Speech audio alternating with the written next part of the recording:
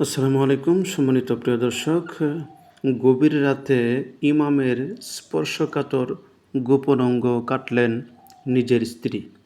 সুপ্রিয় দর্শক, আরটিভি এমন একটি নিউজ করেছে। এখন চলুন দেখা যাক ভিতরে কী আছে। আরটিভি কী নিউজ করেছে আমরা একটু দেখে আসি। গভীর রাতে ইমামের স্পর্শকাতর অঙ্গ কাটলেন স্ত্রী।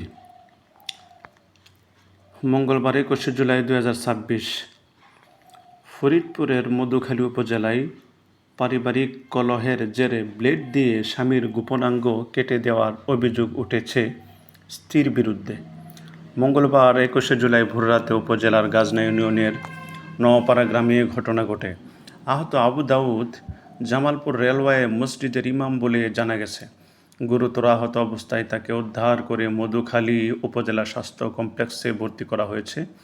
জানা গেছে, ভোররাতে পারিবারিক বিষয় নিয়ে স্বামী স্ত্রীর মধ্যে কথা কাটাকাটির এক পর্যায়ে স্ত্রী ব্লেড দিয়ে আবু দাউদের যৌনাঙ্গে আঘাত করেন। এতে তিনি গুরুতর আহত হন। পরে স্বজনরা তাকে উদ্ধার করে মধুখালী উপজেলা স্বাস্থ্য কমপ্লেক্সে নিয়ে যান। সেখানে তার চিকিৎসা চলছে। মধুখালী থানার ভারপ্রাপ্ত কর্মকর্তা ওসি সুখদেব রায় বলেন, এ ঘটনায় অভিযোগ পেলে এবং ঘটনার সত্যতা যাচাই করে প্রয়োজনীয় ব্যবস্থা গ্রহণ করা হবে।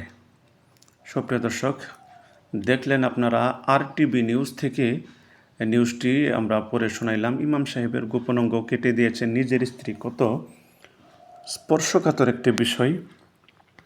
তো ধন্যবাদ আরটিভিকে।